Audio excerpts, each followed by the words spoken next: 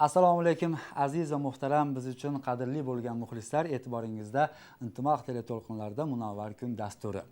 Bugun ko'rsatuvimizda O'sh shahrida joylashgan Pyotr Ilich Chaykovskiy nomidagi san'at maktabi va unda tahsil olayotgan yosh san'atkorlar haqida suhbatlashmoqchimiz va buning uchun studiyamizga ushbu maktabning rubob cholg'usi bo'yicha mutaxassis o'qituvchi Ibrohimjon aka Begmatovni hamda ushbu maktab o'quvchilaridan Abduqahhor Aripovni, Muhammad Azizullayevni hamda Emirbek Sadirbekovlarni studiyamizga taklif etganmiz. Studiyamizga xush kelibsizlar. Rahmat. Domla, men avval bundan bir 10-15 yil avvallari ko'chalarda rubobi chexol g'ilofga solgan ruboblarni qo'lda ushlashib qayerqadir bir shoshayotgan bolalarni ko'rardim. So'nggi paytlarda bunaqa bolalarni nimagadir ko'rmay qoldimda. Rostdan ham rubob chalishga qiziqqan bolalar ozayib ketdimi yoki bormi?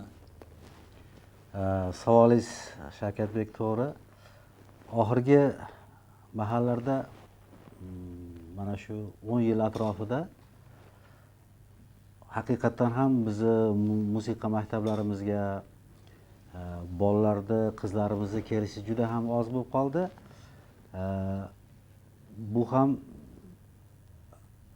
shu men o'ylaymanki, ota-onalarimiz qiziqmay qo'ydimi shu narsaga yoki qanday bir dunyo qarashi o'zgarib qoldimi degan bir xayollarga kelib qolasanda, haqiqatan ham 10 yil burun yoki shu sovet davrini eslaydigan bo'lsak, bolalar, qizlar juda ham muzika maktablarida ko'p bo'lardi. Faol qatnashardi. Hozirgi davrlarimizda men o'ylayman, bunga sabab ota-onalarning o'zlarida deb o'ylayman. Chunki avvalambor ota-ona o'zi qiziqsagina keyin bolasini o'sha maktabga jo'natadi. Agar ota-ona o'zi qiziqmasa, san'atga, nafosatga, go'zallikka deymizmi, musiqaga yoki raqsga deymizmi, avvalambor ota-ona o'zi qiziqish kerak. Agar ota-ona o'zi qiziqmasa, bolasini maktabga jo'natishi bu juda ham qiyin. Men shunday deb o'ylayman. Domla, keling bo'lmasa, hozir mana shu sizni o'quvchilaringiz tomonidan ijro etilgan bir kuyni tinglaylik, so'ng suhbatimizni davom ettiramiz. Albatta.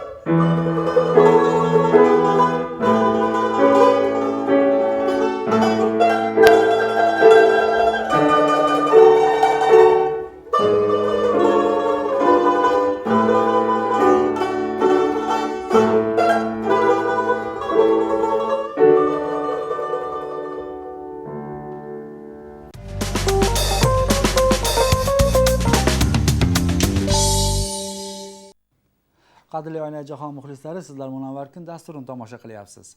Va bugun bizni studiyamizga yosh san'atkorlar tashrif buyurishgan. Domla, hozirgina mana siz shogirdlaringiz tomonidan ijro etilgan kuy qanday kuy? U nima deb nomlanadi? Albatta, bu hozir polyak kompozitori Chopinning "Желание", ya'ni istak degan kuyini hozir mana shu o'quvchilarim ijro etib berishdi. Bu mana shu kuyda ikkita ovoz, mana hozir ko'rdinglar, ikkita ovozda birinchi ovoz, ikkinchi ovoz deb qo'yamiz. Shu ikkita ovozga taqsimlangan bo'ladi. Shu ikkita ovozda shular ijro etib berishdi mana shu kuyni. Demak, bu o'sha polyakcha kuy. Polyak kompozitori Chopinning istak, "Желание" degan kuyini chalib berishdi.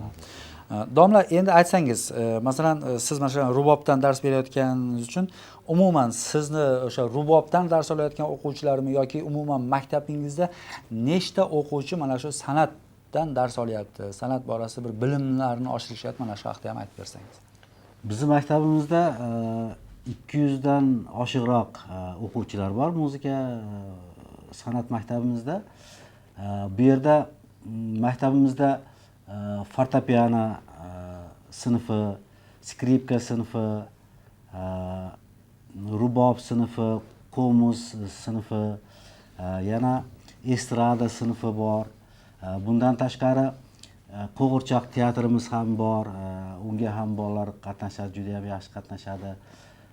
Estradani aytib o'tdim. Umuman har bir asbobdan, musiqa asbobidan, raqsdan tashqari hamma musiqa asboblari bizning maktabda bor. Demak, maktablar ko'p tarmoqli maktab. Ko'p tarmoqli. Va bunga o'quvchilar ham o'zi yetarlimi? Bormi hammasidan? Bor. Hozir yaxshi, juda ham o'quvchilarimiz juda ham yaxshi qatnashadi. Mana xor klasslarimiz bor. Xor klasslarimizda ham juda ham bolalar aktiv, faol qatnashishadi. Bolalar kelishi yaxshi hozir. Yaxshi. Endi biz yosh san'atkorlarimiz bilan yaqinroq tanishsak, mikrofonni olib turib o'zingizlarni tanishtiringlar, qayerdansizlar, qachondan beri bu maktabda o'qiyapsizlar, mana shu haqida bizlarni tanishtirsangiz. Men Azizullayev Muhammad bo'laman. O'sh shahrida yashayman. Men musiqa maktabida 4 yildan beri o'qiyman. Rubob sinfida 3 yil o'qiyman. 3 yildan beri o'qiyapsiz. Qo'shimcha yana 4 yil fortepiano klassida o'qiyman.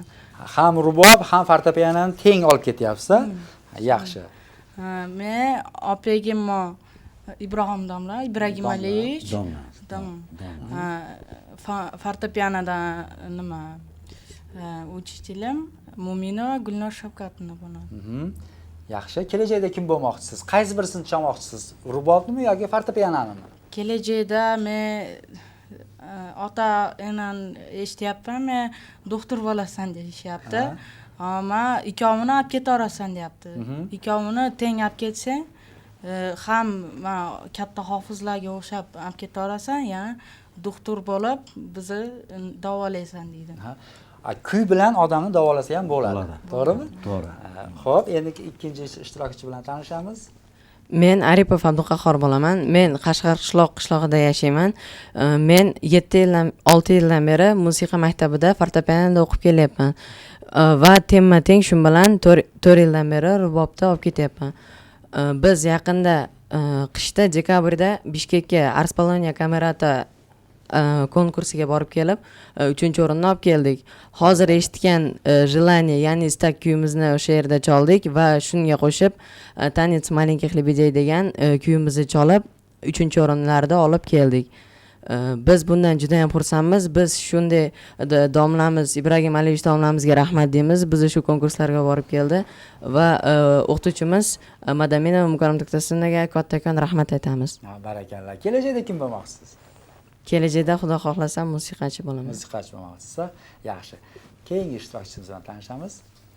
Men atim Sadirbekov Emirbek. Men ушул музыкальный Петр Ильич Чайковский атындагы мектебинде уже 5 жылдан бери окуйм.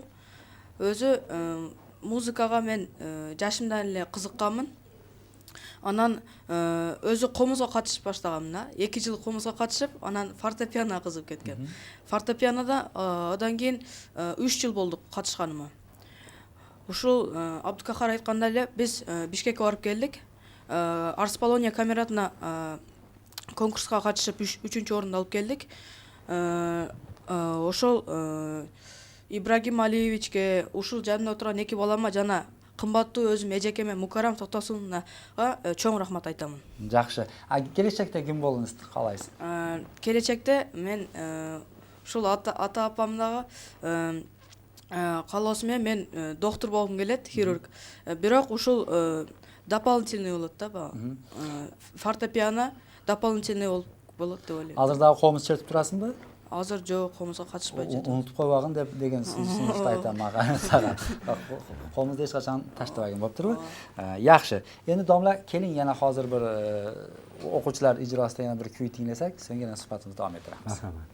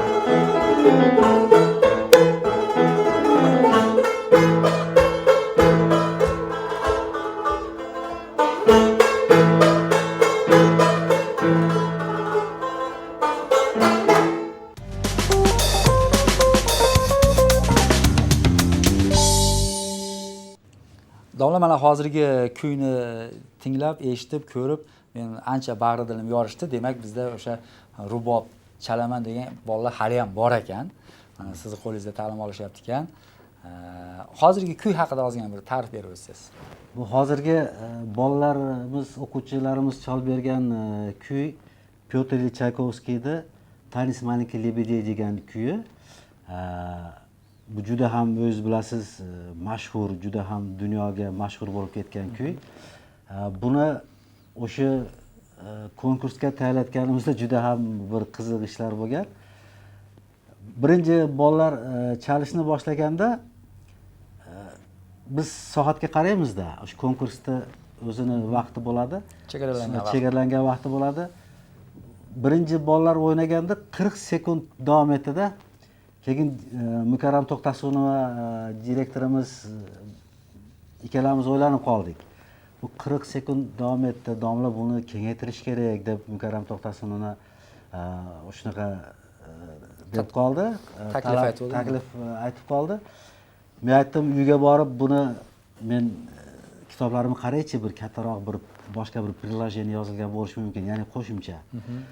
Bo'lishi mumkin deb uyga kelib istab bir Malinnikovda shunaqa приложениеsi bor ekan. Topib kelib shuni yozib keldim. Endi uni ham o'ynadi, u ham bolalarga shuni yozib berdik. U ham qisqa bo'lib qoldi. 1 minutdan sal o'tib qoldi-da. Keyin yana Mukarram To'xtasunov domla bu vaqtimiz qisqa bo'lib qolyapti, endi kengaytirish kerak buni. Yana Shavkatbek yana uyga borib o'zimni kitoblarimni qarab o'sha kuni kechqurungi soat 2 gacha topdim. Boshqa bir bu boshqa tonalistda yozilgan ekan. Bu hozirgi bular cholgan la minor deb qo'yamiz, la minor tonalist. U la major tonalistda yozilgan ekan, boshqa tonalistda. Kechqurungi soat 2 gacha o'tirib turib, bitta tanalisdan ikkinchi tanalisga shuni transparent qilib yozdim. Kechqurun soat 2 gacha yozdim. Kengaytirib shuni keyin 1,5 minutga yaqin atrofiga olib bordik. Shu 2 minut 1,5 minutga yaqin olib borib, shuni men o'zim muzika tili bilan aytganda transpozitsiya qilib, transparentga qilib, ertasi kuni kelib, keyin bolalarga kengaytirib berdik. Shu ulgurdik. Shunga bolalar chalishdi. Yaxshi, endi hozir bizni bu uchala yigit o'sha notaga qarab muzika chalaveradi. Ha, albatta men shu narsani qo'shimcha qilib aytib ketishim kerak. Bizning maktab professional maktab hisoblanadi. Professional demak bizning maktabimizni bitirayotgan qiz bo'lsin, o'g'il bo'lsin, professional musiqachi. Ya'ni professional deganda qanday tushunish mumkin? Professional deganda oldiga har qanday notanish bo'lgan kuyni qo'yib qo'ysa notasini, shu notaga qarab o'ynab ketganki, musiqachi bizda professional hisoblanadi. Biz shundagina professional deb hisoblaymiz. Bular haqiqatan ham nota bilan chaladi. Hozir yaxshi imkoniyatlari juda ham, uchala o'quvchilarimiz imkoniyati juda ham yaxshi. Hozir mana Emirbekni men aytib o'tib ketadigan bo'lsam, Emirbek ertaga Mukarram To'xtasinovaning klassini konserti bo'ladi Niyozali nomidagi musiqa bilim yurtida. Bu yigitimiz ertaga juda katta yirik asar o'ynaydi. Qaysi asarni? Emirbek qaysi asarni o'ynaysiz? Mikrofonni qarang, opa. Men invensiya, Baxtın invensiya nasavini o'ynayman. Jana etyud o'ynayman. Odan keyin cho'ng konsert o'ynayman. Obdan cho'ngda bir kitob konsert. Dag'im bir Nocturne degan Glinkaning nasavini o'ynayman. Endi hozir so'zni Abduqahhorga berishdan oldin Abduqahhor ijro etgan bir kuyni tinglaylik, tomosha qilaylik, so'ng davom etamiz.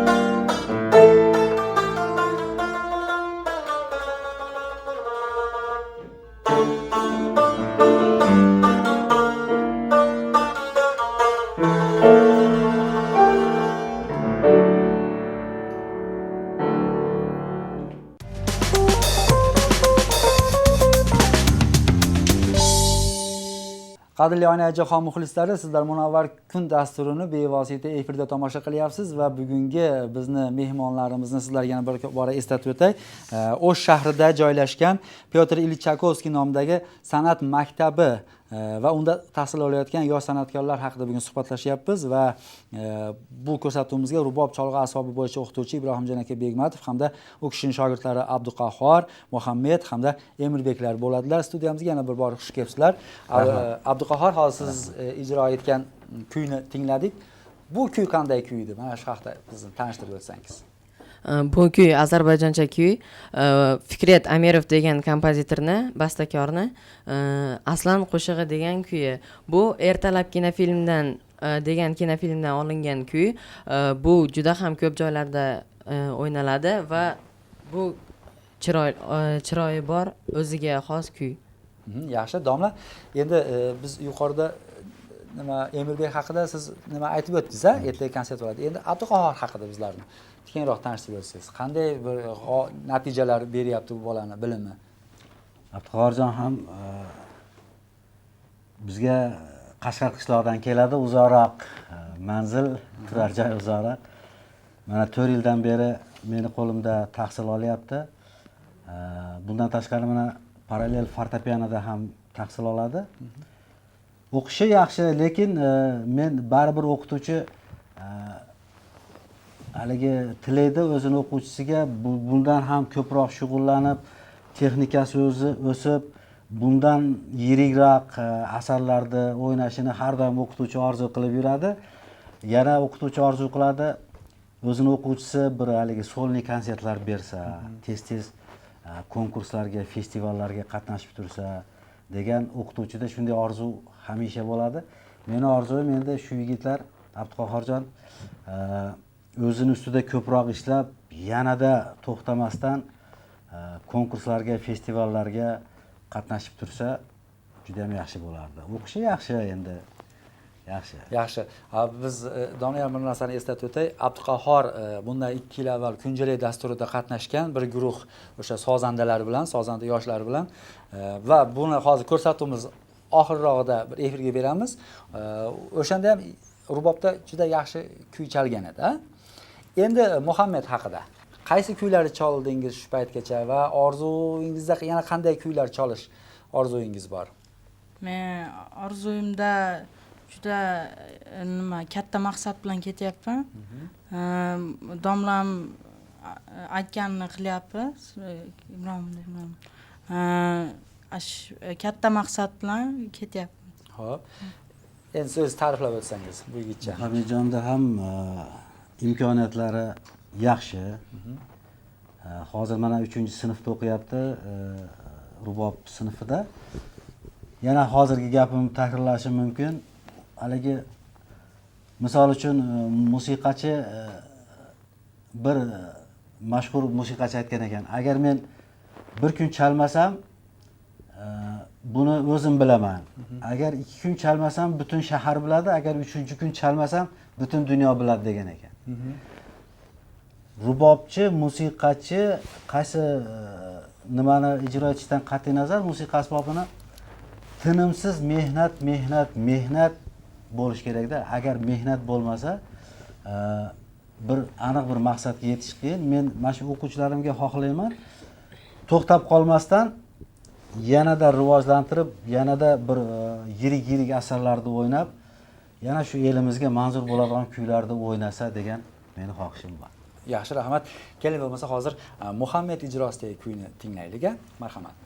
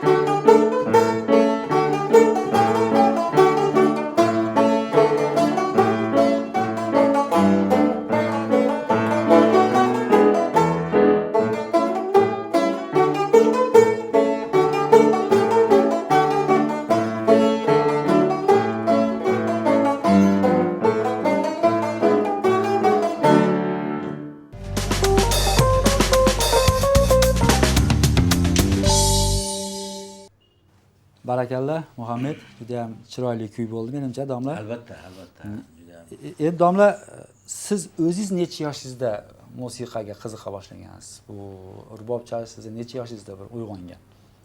Men ham shu 4-5 klasslarda, avvalam 4-klassda bo'lsa kerak, hozirgi Dompenerov deb qo'yilardi, hozirgi kelajak bolalar saroyi.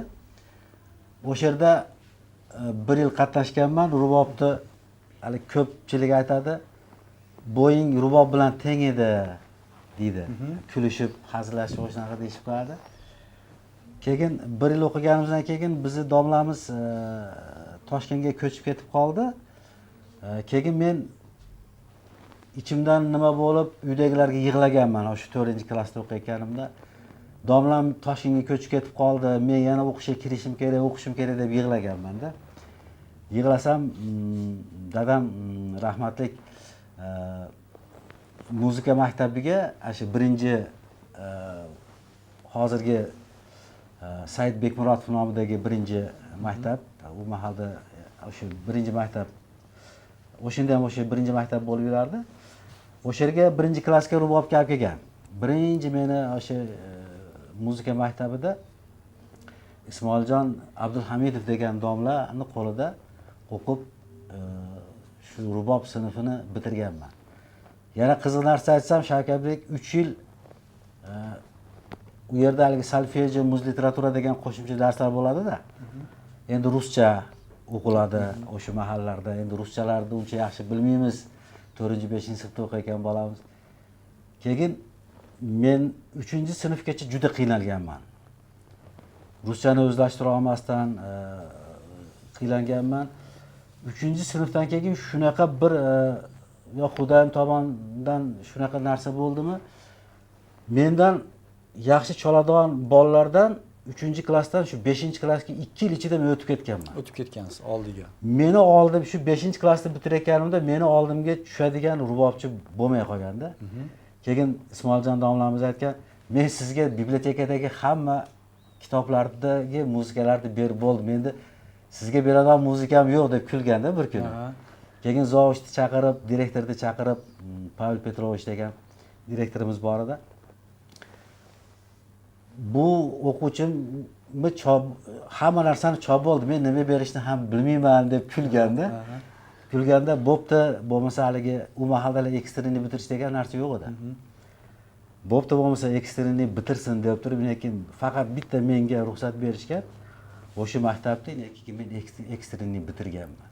O'shunda necha yil avval? 1 sinf yoki 2 sinf oldin bitirgansiz? 74-yili bitirganman-da. 74-yili bu narigi maktabda 10-sinfni ham bitirdim. Keyin 10-sinfni bitirib yana 1 yil o'qishim kerak edi-da. Unda endi 10-sinfdan keyin nima bo'lib qolgan? Yoshimiz ham haligi katta hisoblanar deydi. Keyin meni ashi 10-sinfni bitirar ekan bu bola deb turib, bizning muzika maktabimizdagi direktorlarimiz, o'qituvchilarimiz ekstrenni bitirtirib qo'ygan meni. Men yaxshi o'qiydi, talabga javob bera oladi deb turib, narigi maktabdan attestat olganman, bu maktabdan svидетельство diplom olib, ikkala maktabni teng bitirganman 74-yil. Yaxshi. Va o'sha siz haligi aytyapsiz-ku, bo'ying rubob bilan teng barobar edi. Bo'yim o'shanaqa bo'lgan. Demak, menimcha bir 7-8 yoshdan boshlangan ekan. O'shanaqa bo'lsa kerak, ha. Keling, mana rubobni ko'tarib kelsiz, tomoshabinlarga ham bir kuy chalib bersangiz, yaxshi bo'lardi menimcha. Rahmat. Albatta. Hozir endi men teletomoshabinlarimizga Mikrofonni tutib turamiz. To'xtasin Jalilovni Otmagay tong kuyini chalib beraman.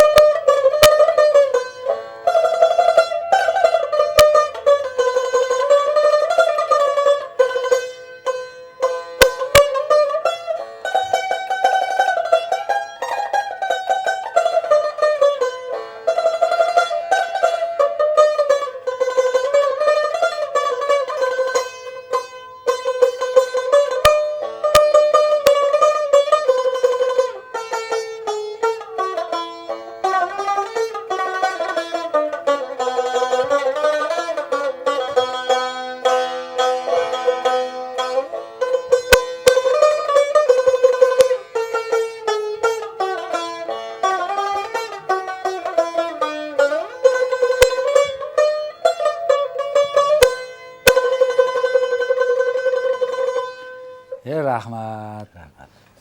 Bu kuy o'sha biz sevib tomosha qilayotgan Tohir va Zuhra. Tohir va Zuhra Zuhradagi musiqali dramasidan Tohir duet. va Zuhra duet. Duet, aha.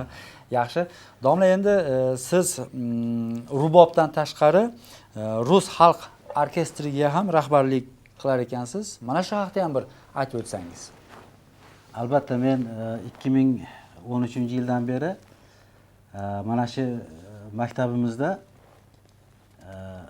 rus xalq asboblari orkestrini tuzdim.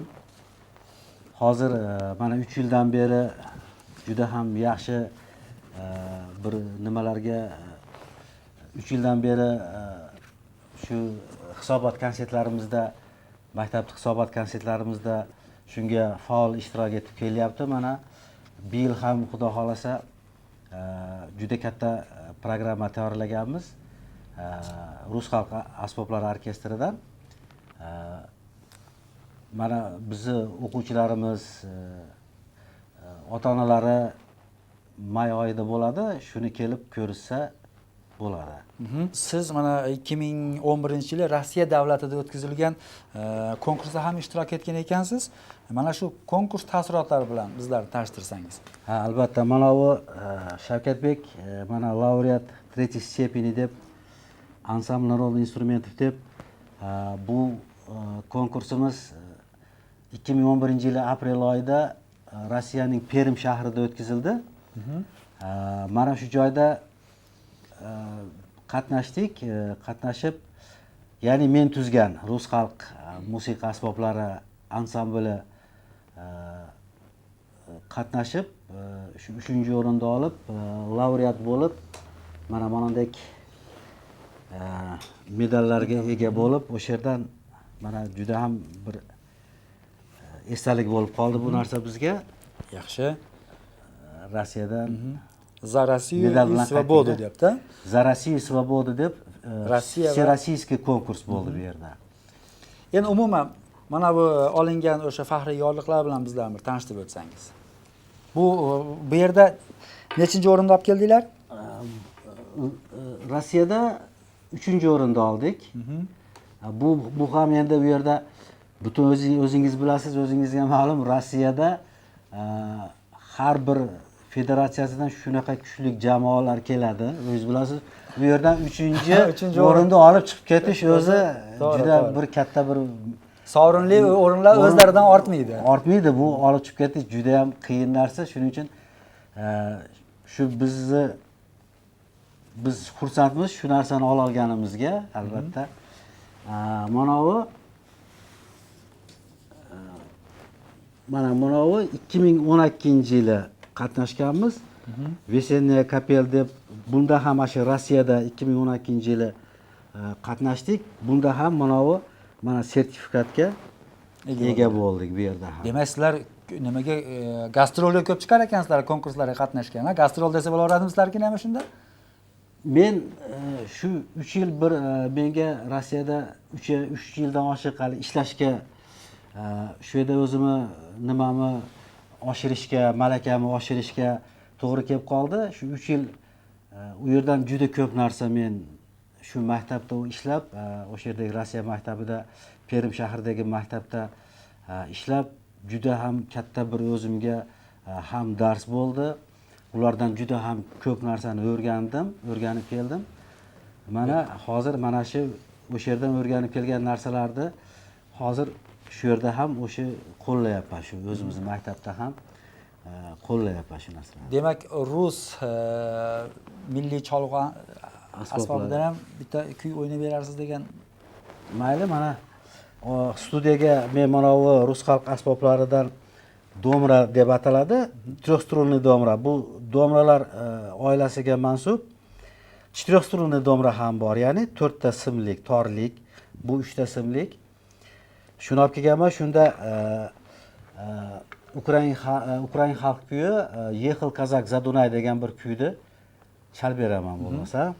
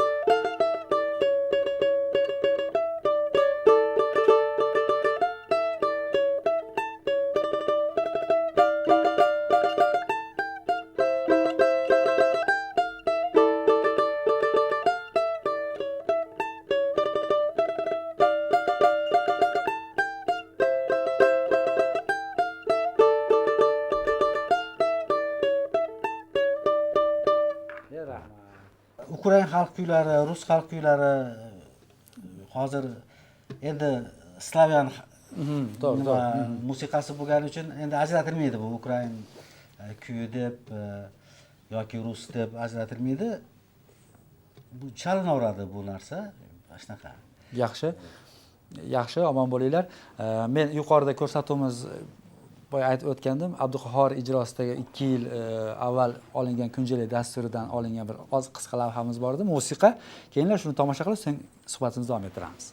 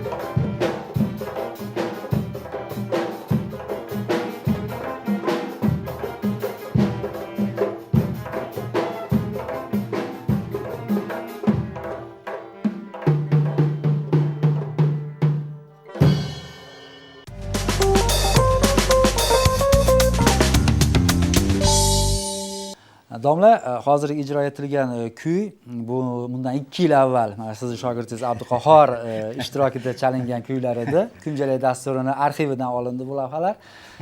Endi ko'rsatuvimiz afsuski nihoyasiga yetib boryapti. Sizlarning maktabingizga bir men ham farzandim o'qisin yoki qizim yoki o'g'lim borib bir rubobdan umuman cholg'u asboblardan birortasiga bir qiziqayotgan bo'lsa borib o'qisin deb biz ko'rsatuvimizdan keyin bir shunaqa bir fikr uyg'onib qolgan tomoshabinlarga qaysi payt qanday hujjatlar bilan borish kerak, mana shularni aytib o'tsangiz. Albatta, rahmat. Bu juda ham bir kerakli savolni berdingiz. Bizning maktabimiz mana shahar stadioni bor. Qirg'iz dram teatrini oldida shahar stadioni bor. Mana shu shahar stadioni oldida shu stadion bilan qo'shnimiz o'zi yozib qo'ygan Pyotr Ilich Chaykovskiy nomidagi iskustvo maktabi deb yozib qo'yilgan. Hurmatli ota-onalardan men shu so'ranib ham ketaman.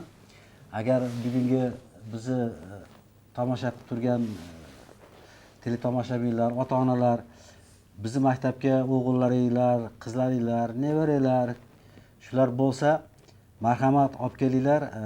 Biz hamisha bularda mana hozirgi ko'rgandek, mana o'quvchilarimizga o'xshab professional darajada shu musiqachi bo'lib yetishishiga biz xudo xolasa shunga qo'limizdan kelgancha ishlaymiz. Farzandini haligi kamolini ko'rish deb qo'yadimi? Farzandini kamolini ko'rishda har bir ota-ona shu nima qilsa kerak, xohlasa kerak. O'shuning uchun bizni manzilga olib kelinglar. May oyida kelsa ham bo'ladi. May oyida tug'ilganligi to'g'risida shu guvohnoma, sog'ligi to'g'risida meditsina spravkasi, turar joydan spravka, shunga o'xshagan narsalar nima avvalambor bizni maktabga ota-onalar o'zlari kelsa, biz o'zimiz chiroyli qilib tushuntirib, ularga qanday hujjatlar olib kelishini o'zimiz tushuntirib beramiz. Demak, eshiklar ochiq, 1-sentyabrda o'qish boshlanadi. O'qish boshlanadi 1-sentyabr. Lekin mayda kelib yozilib nima qilib qo'ysa juda ham yaxshi bo'ladi. Tashrifinglar uchun katta rahmat. Ajratgan vaqtinglar uchun rahmat aytamiz sizlarga va ishinglarda, san'at yo'lida sizlarga doim omad yor bo'lsin. Qadrli muxlislar, bugun ko'rsatuvimizda O'sh shahrida joylashgan Pyotr Ilich Chaykovskiy nomidagi san'at maktabi va unda tahsil olayotgan yosh san'atkorlar haqida suhbat olib bordik va studiyamizga ushbu maktabning rubob cholg'u asbobi bo'yicha o'qituvchisi Ibrohimjon aka Begmatov hamda ushbu maktab o'quvchilaridan Abduqahhor Aripov, Muhammad Azullayevni hamda Emirbek Sadirbekovlarni studiyamizga taklif etgandik. Ushbu ko'rsatuv nihoyasida men sizlarga intimoqni tomosha qilib boring. Oldinda bizni qiziqarli ko'rsatuvlarimiz turibdi deya sizlar bilan xayrlashmoqchiman. Xayr, salomat bo'ling.